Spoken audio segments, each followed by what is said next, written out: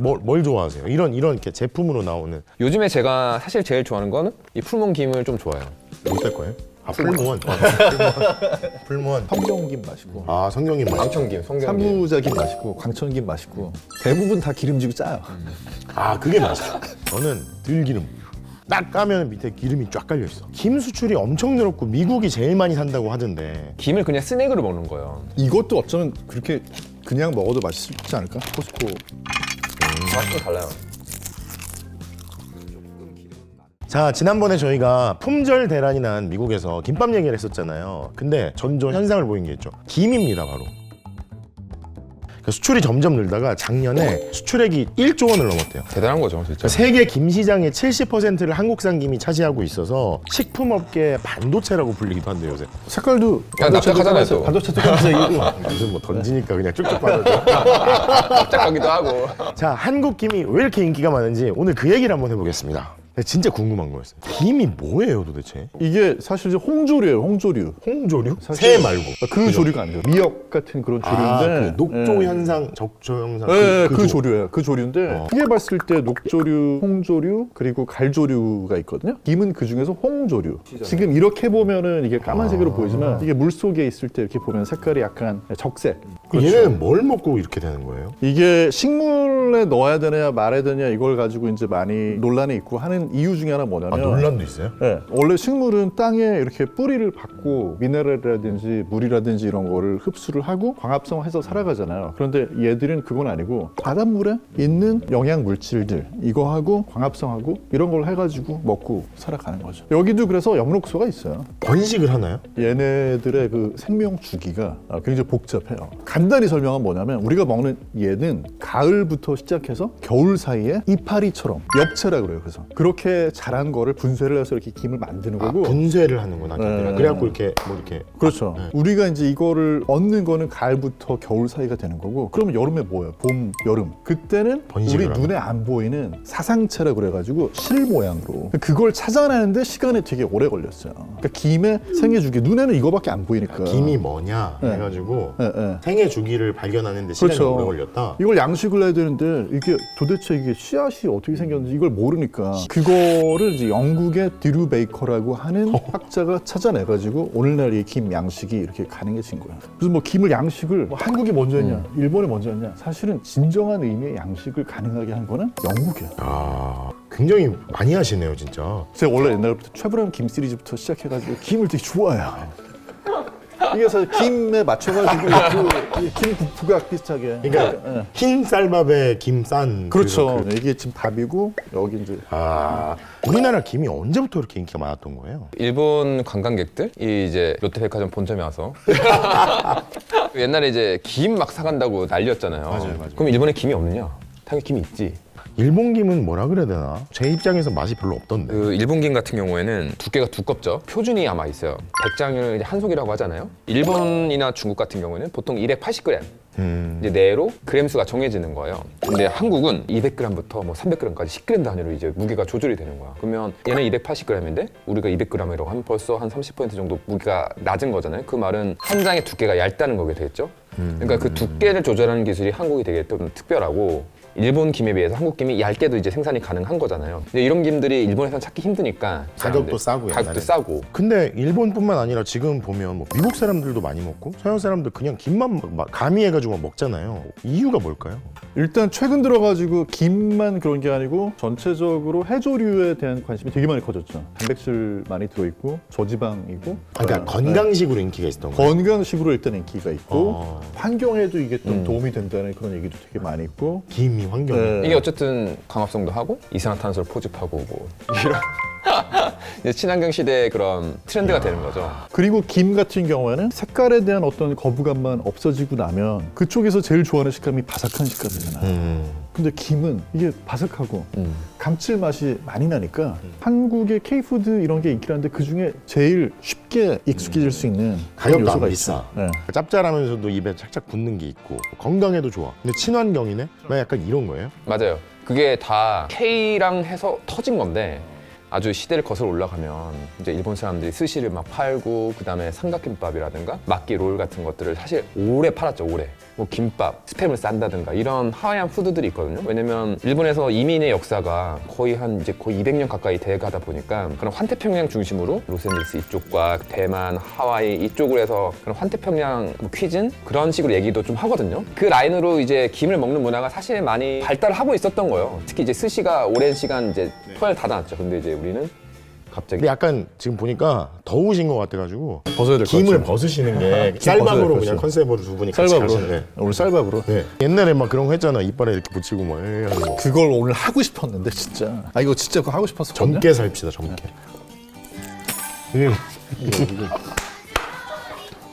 옛날에 다 하셨군요. 그럼요.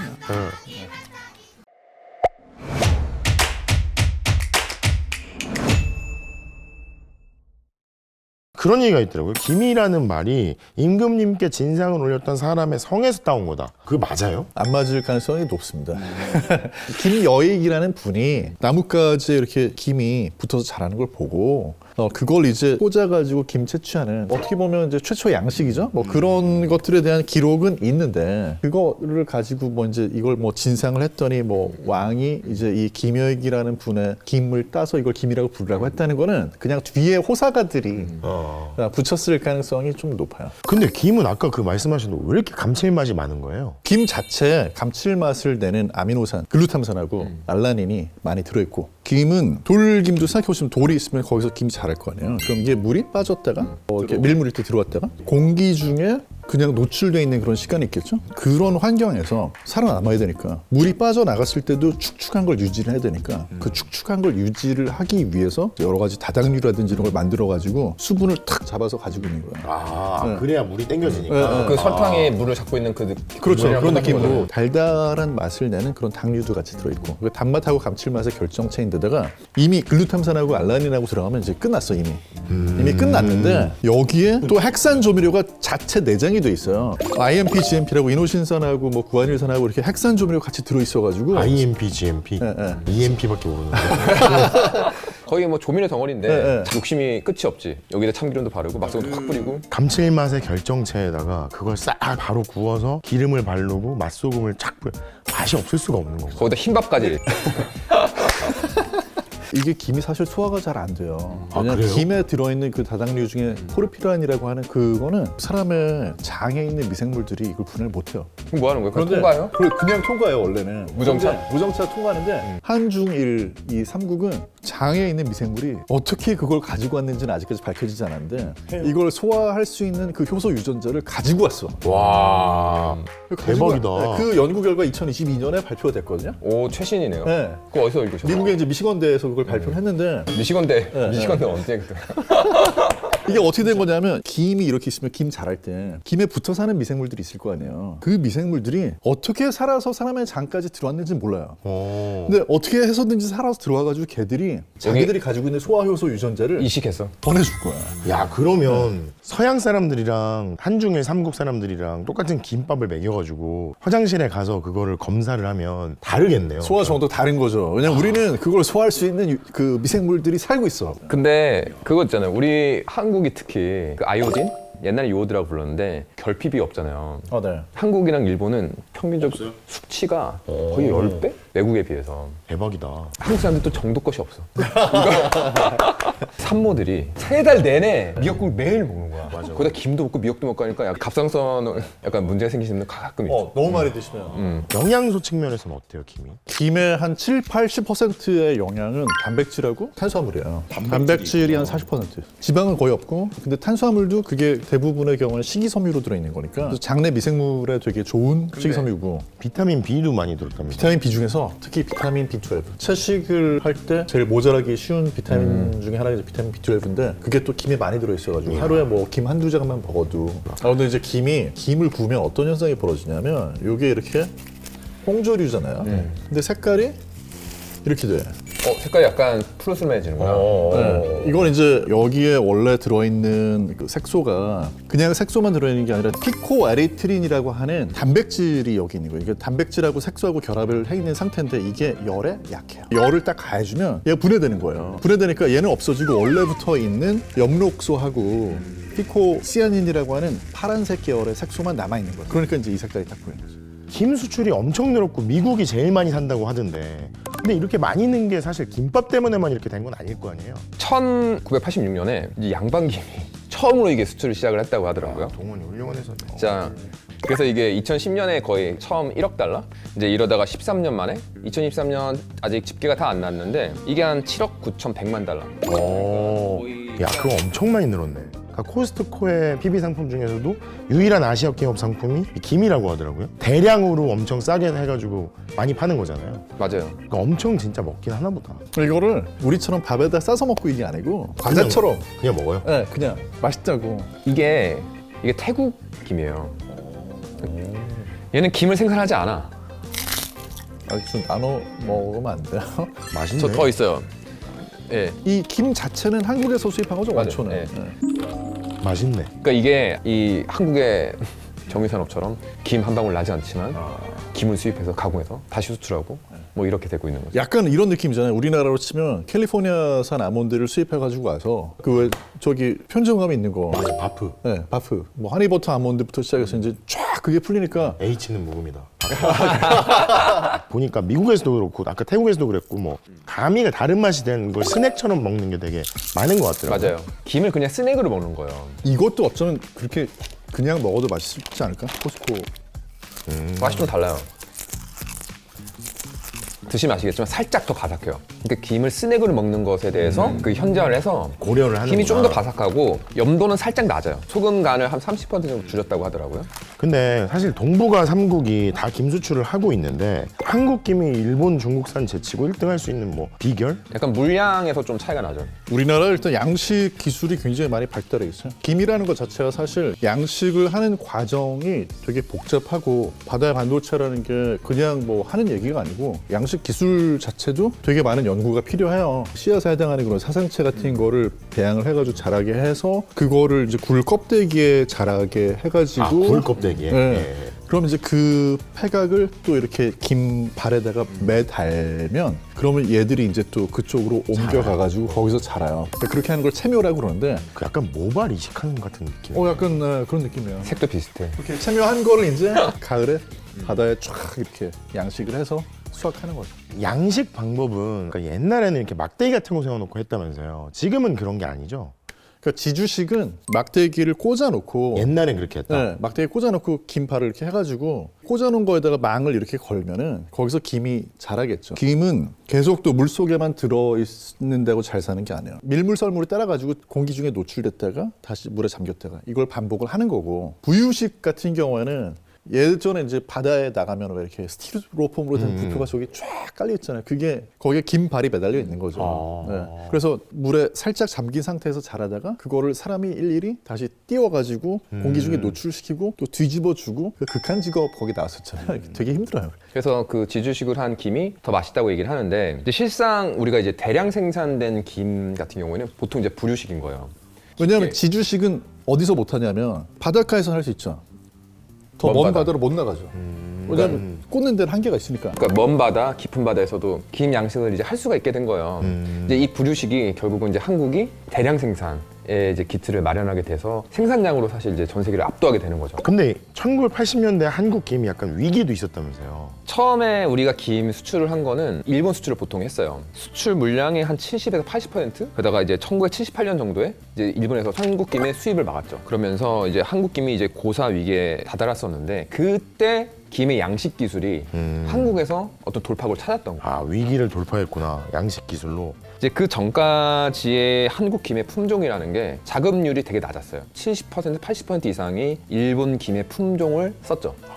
이제 2012년 이때 이제 그 품종에 대해서 다 로열티를 이제 내야 되는 그런 이제 조약이 발효가 됐던 거죠. 그때부터 한국 김 품종을 개발하기 시작했던 거예요. 한국 사람들 빨라. 그렇죠? 이제는 그 위기를 넘어서 수출량뿐만 아니라 약간 그 재배 방식 자체가 한국이 표준이 됐다면서요. 그러니까 코덱스라고 그래가지고 이제 식품의 국제 규격이라든지 이런 것들을 뭐 백과사전식으로 정리를 한 그게 있어요. 이제 거기에 우리나라 그 김이 표준으로 이제 우리나라가 제안을 했는데 그걸 받아들인 거죠. 그래서 뭐 예를 들어서 뭐 마른 김은 어떻고 조미김은 어떻고 그리고 이제 그런 것들을 뭐 원료는 어떤 걸 넣어야 되고 거기에 뭐 수분 함량은 얼마로 하고 뭐 산가는 뭐 얼마로 하고 이제 그런 뭐 첨가물은 어떤 걸 넣을 수 있고 이런 표준이 딱 정해져 있는 거예요. 그러니까 이게 한국산 김이 인기가 많아지면서 수출량도 많아지니까 중국, 일본도 생산량 늘리고 그러고 있긴 한데 아직도 한국산이 가격 경쟁력도 좀 있다고 제가 들었어요. 이게 한 속이 100장이거든요. 한 속당 일본산이 한 10,000원, 한국산이 한 4,000원? 그러니까 좀 단가가 많이 싸요. 근데 이게 중국산이 좀 더 비싸다고. 중국산이 한 6,000원 정도 돼요. 그러니까 이유가 뭐냐면 일본산 김이 이제 생산 인구가 노령화되고 그다음에 재배 기술이나 이런 것들이 좀 덜 발달이 되면서 사실 약간 고급화에 이제 치중을 하게 돼요. 근데 약간 아쉬운 거는 이제 일본 김에 비해서 한국 김은 아직 그 품질에 대한 등급 체계가 없어요.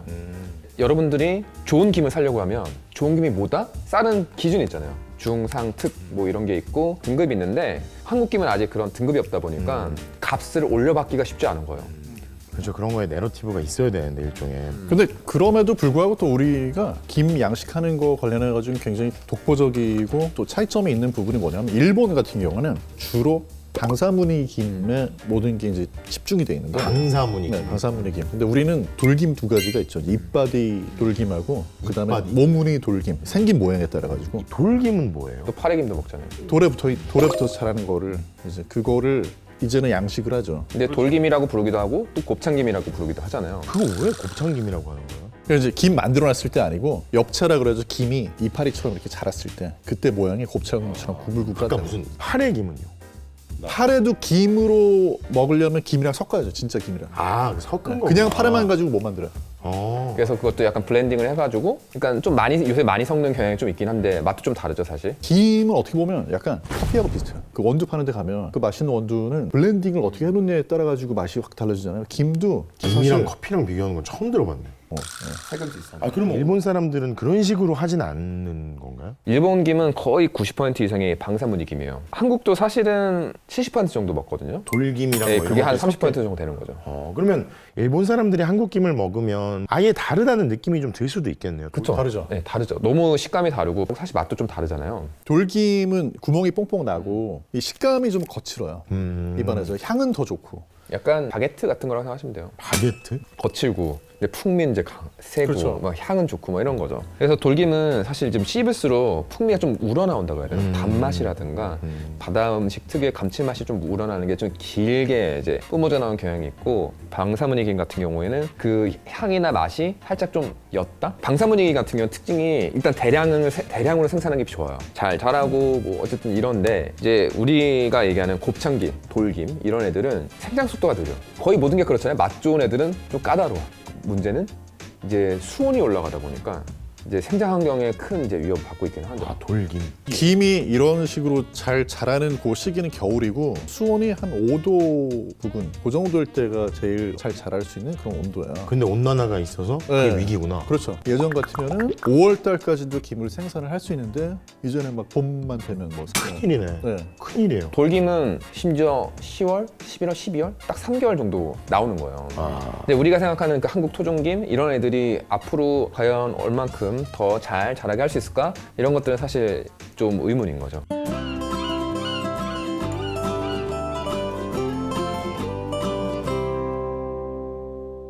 개인적으로는 어떤 김을 좋아하십니까? 사실 저는 이제 이런 대량 생산된 공산품에 관심이 좀 많거든요. 그냥 편하게 먹을 수 있는 것 중에 최고 무엇일까라는 호기심이 되게 많아요. 요즘에 제가 사실 제일 좋아하는 거는 풀몬 광고가 아닌데 이 풀몬 김을 좀 좋아해요.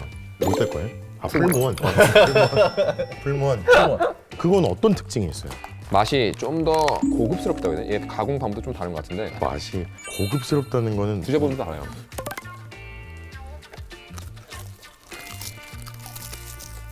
난 모르겠는데. 향도 좀 세요. 난 모르겠어. 이게 향이 좋은데 이거? 향이 좋아요. 뭘 좋아하세요? 이런 이렇게 제품으로 나오는 성경김 맛있고 아, 성경님 맛. 광천김, 성경김. 삼부자김 맛있고 광천김 맛있고 대부분 다 기름지고 짜요. 아, 그게 맛있어. 그게 맛있지. 저는 들기름.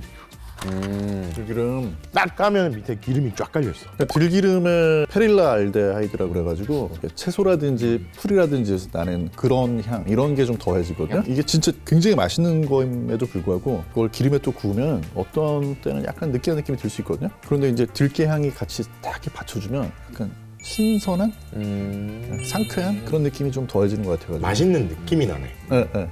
그리고 요즘 막 프리미엄님들도 막 있잖아요. 아까 뭐 히말라야, 뭐 핑크 솔트, 뭐 근데 지금은 이제 김도 이제 2세대가 등장하기 시작했어요. 2세대 경영?